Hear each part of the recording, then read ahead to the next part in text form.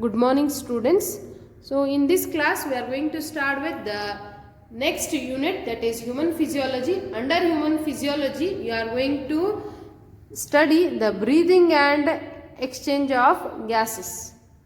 So what is physiology? Physiology is a branch of biology which deals with the study of physiological activities that are observed in a living organism. So under the human physiology we are going to learn the breathing and exchange of gases. So every living organism requires the oxygen. For what they require the oxygen? Living organisms, they utilize the oxygen to break the nutrient molecules. When the nutrient molecules are broken down, it gives the energy. That energy is utilized for performing the activities.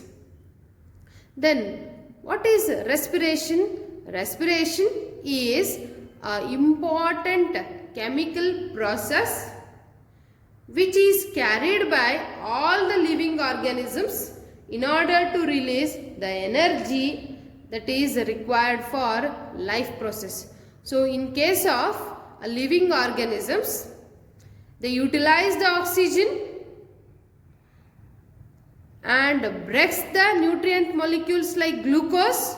When the glucose is broken down, it gives the products like carbon dioxide, water molecule. Along with the carbon dioxide and water molecule, they even release the energy. That released energy is utilized for performing the activities. So what is respiration? Respiration is a process where the organisms utilize the oxygen to break the molecules like glucose to provide the energy. So this respiration is differentiated into two types, that is aerobic respiration and anaerobic respiration. So aerobic respiration means the respiration which occurs in presence of oxygen. So here you can see the glucose molecule is broken down in presence of oxygen and it gives the products like carbon dioxide, water molecule. Along with the carbon dioxide and water, it even gives the energy. Anaerobic respiration, the respiration which occurs in absence of oxygen. So in anaerobic respiration also glucose is broken down, but in absence of oxygen. So in absence of oxygen, when the glucose molecule is broken down, it gives the products like ethyl alcohol, carbon dioxide, and even the energy is also given. So most of the living organisms, they are utilizing the oxygen to break the nutrient molecule. Means most of the living organisms are having the aerobic respiration. So here you can notice the organisms will utilize the oxygen for what? For breakdown of glucose molecule. When the glucose is broken down in presence of oxygen or in absence of oxygen, they are going to give the products like carbon dioxide, water and energy. So here you observe the organisms, they take the oxygen, they break the glucose molecule and they give the energy. Along with the energy, they give even the carbon dioxide also. Then from where the organisms are going to take the oxygen? Oxygen is taken from the atmosphere. So from the atmosphere, when the oxygen enters into a living organism utilize that oxygen, breaks the glucose molecule and gets the energy. Meanwhile, they are going to give the products like carbon dioxide, where that carbon dioxide will be released back to the atmosphere. This is the principle behind the breathing. So what you can define the breathing as?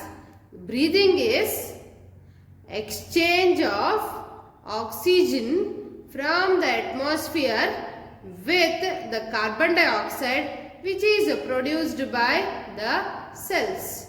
So once again I will explain. Breathing is a process of exchange of oxygen from atmosphere with the carbon dioxide which is produced by the cells. So here breathing, commonly it is known as the respiration.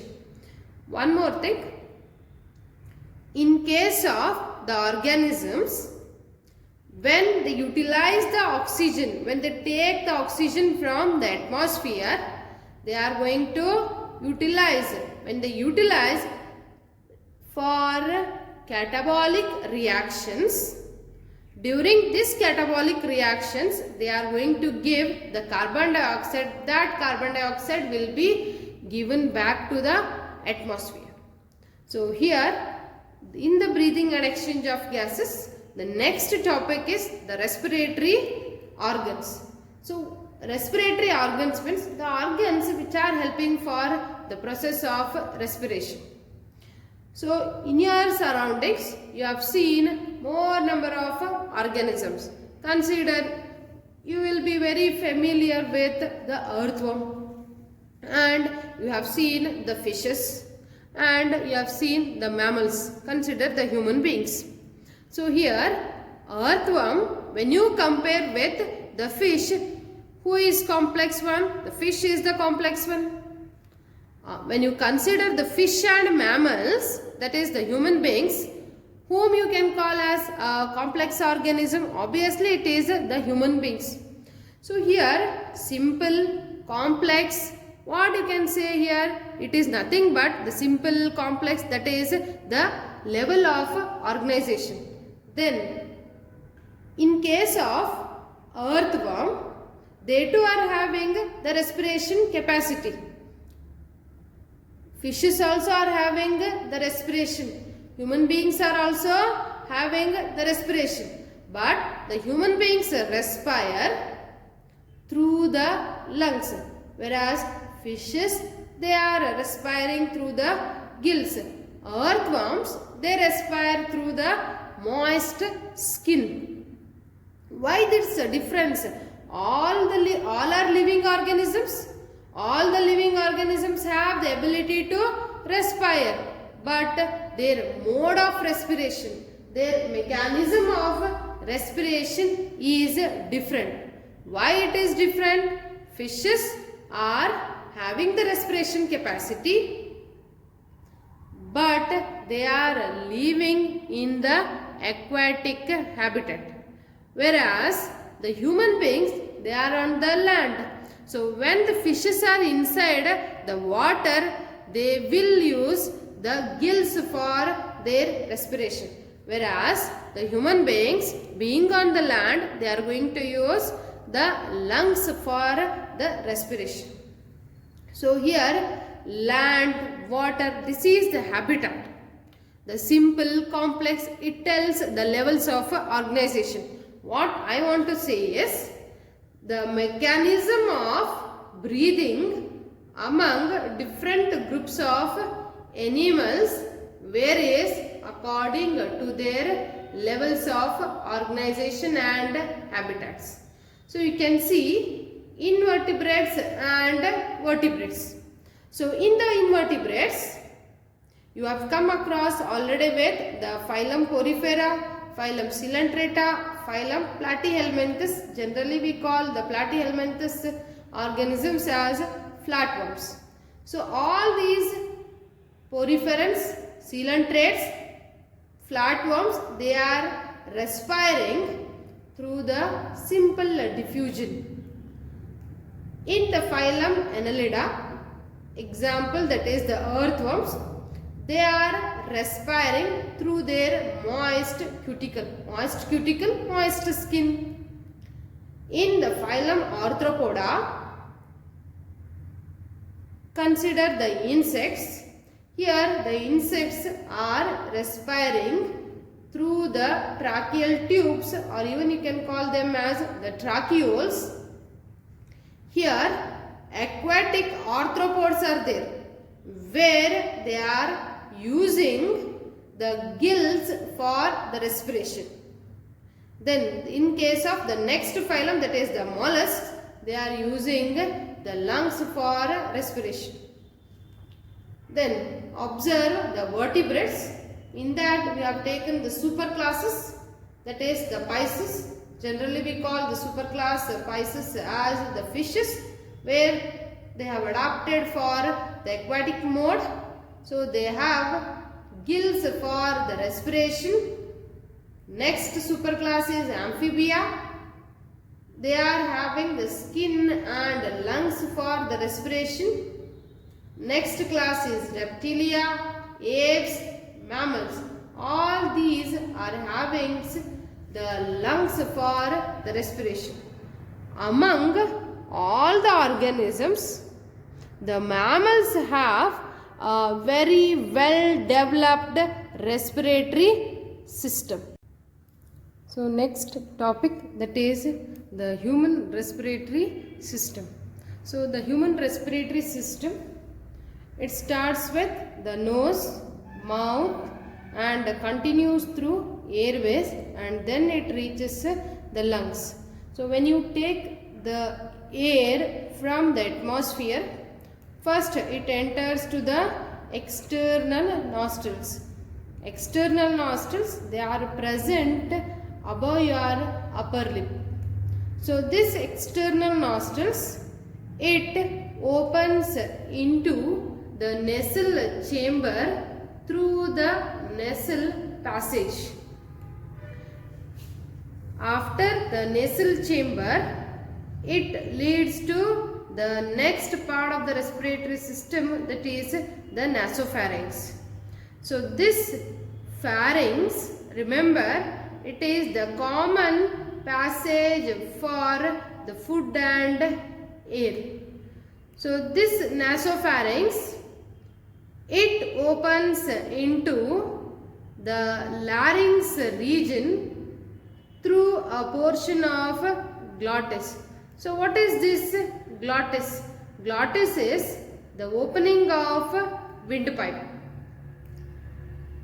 Then the nasopharynx opens into larynx through a region called glottis.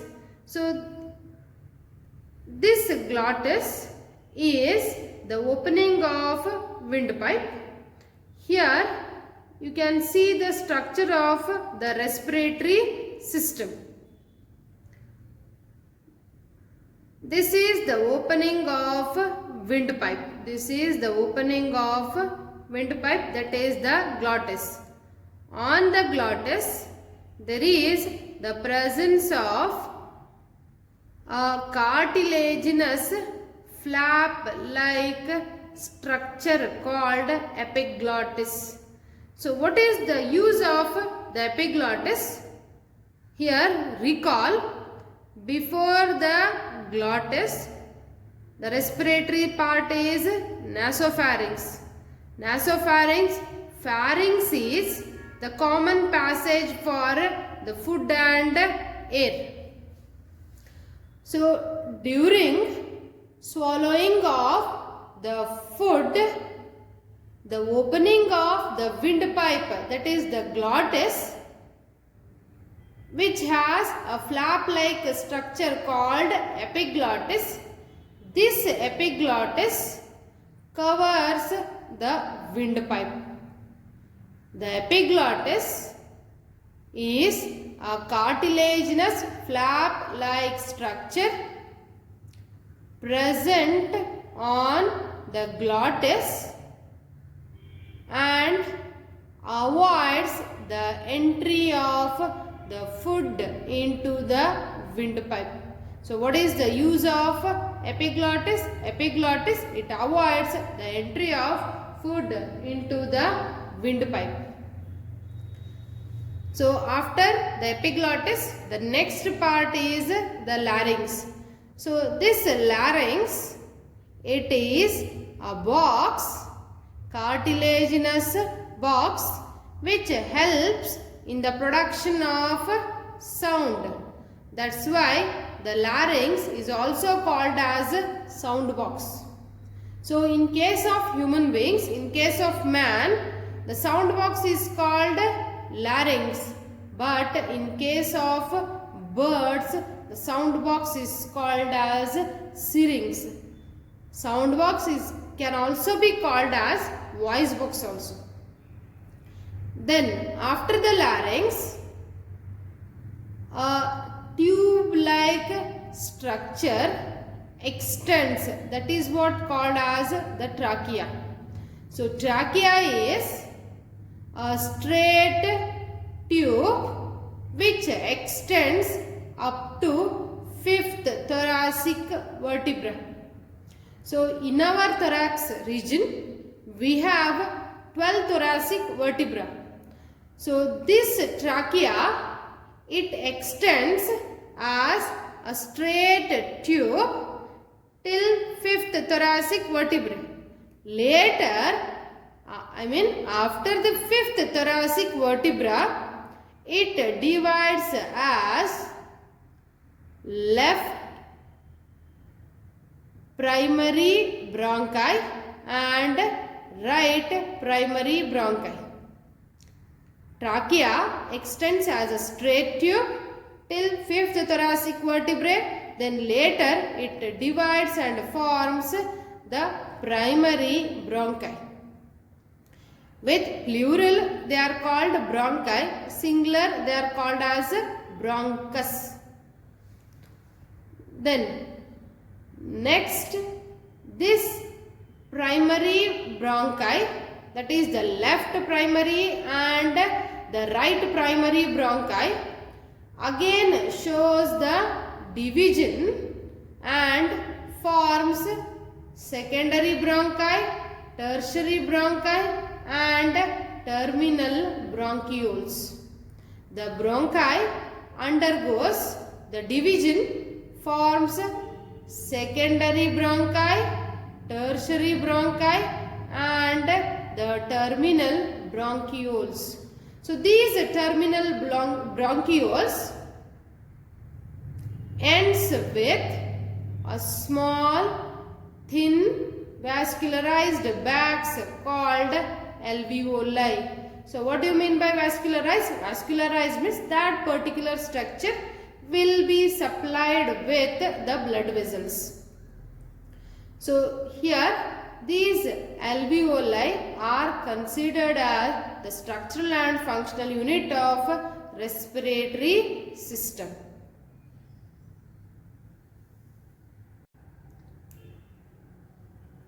On the trachea, you can see the presence of ring-like structure. So those rings are made up of cartilage. That's why they are called as cartilaginous ring. This cartilaginous ring, they are seen only on the trachea, bronchi and initial bronchioles. So these cartilaginous rings have the C shape and are made up of the hyaline cartilage. What is the use of the cartilaginous rings? Remember, this cartilaginous rings helps the trachea in the movement.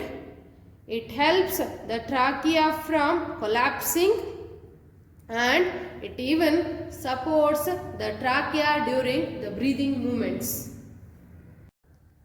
On the trachea, there are presence of the C-shaped cartilaginous rings which supports the trachea, and it helps in the collapsing of the trachea during the breathing movements. So these cartilaginous rings, they are made up of the hyaline cartilage.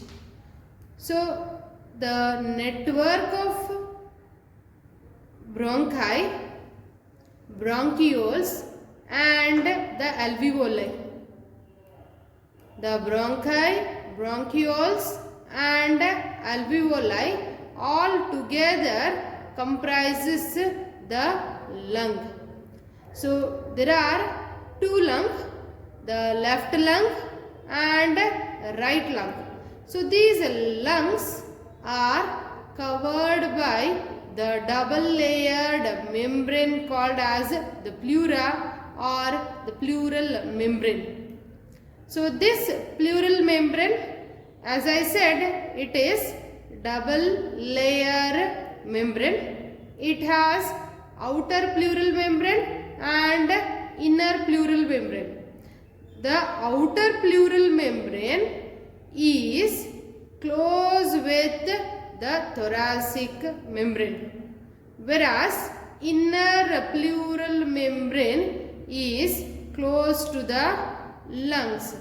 In between outer and inner pleural membrane, there is the presence of fluid called pleural fluid. So this pleural fluid or the pleura membrane helps the lungs for covering, and it even reduces the friction.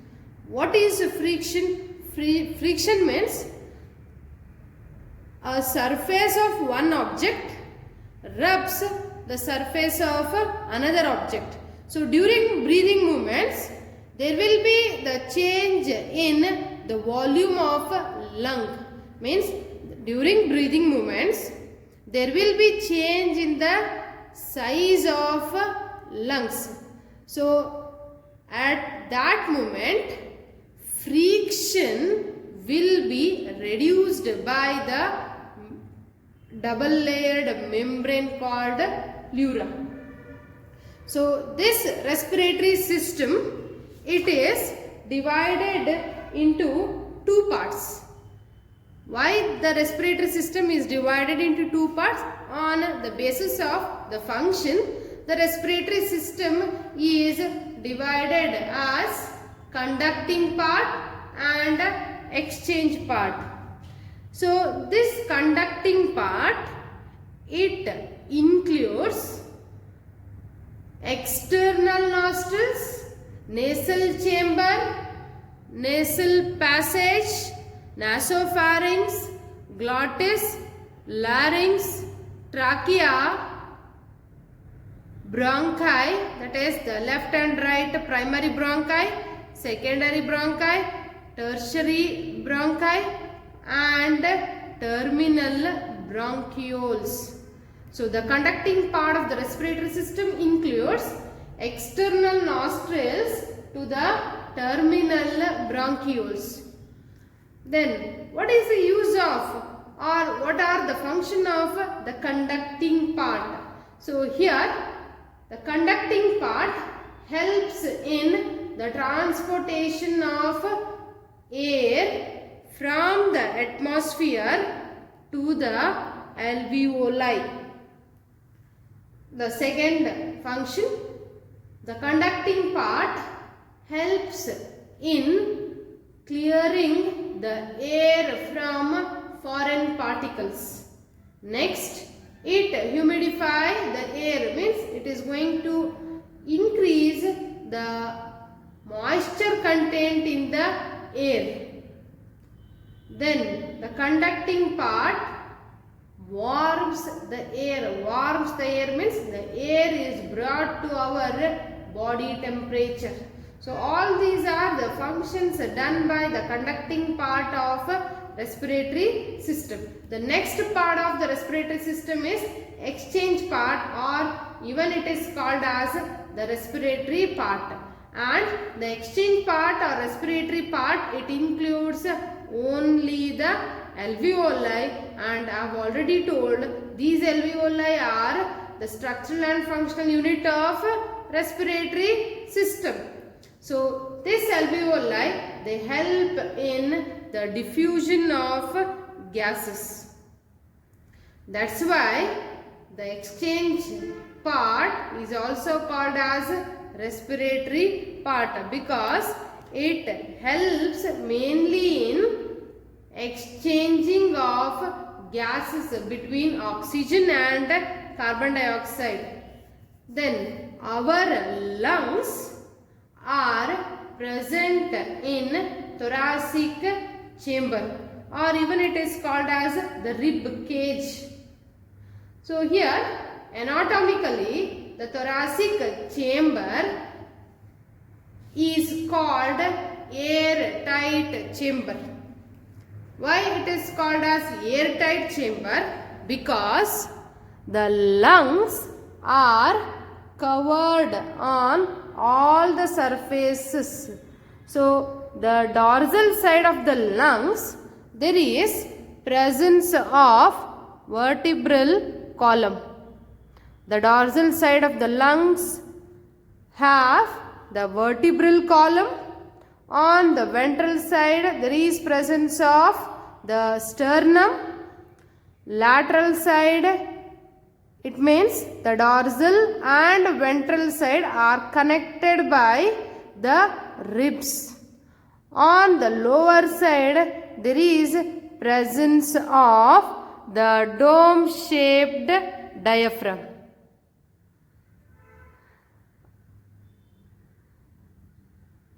The lungs are present in thoracic chamber. On the lower side, dome-shaped diaphragm. On the dorsal side, vertebral column. Ventral side, sternum. And on the lateral side, there is presence of the ribs. So here I have labeled it as the cut end of rib, means the sternum and vertebral column are interconnected by the rib. So our lungs are present in the thoracic chamber. Here remember, any change occurs in the thoracic chamber, that change brings in the volume of lungs also.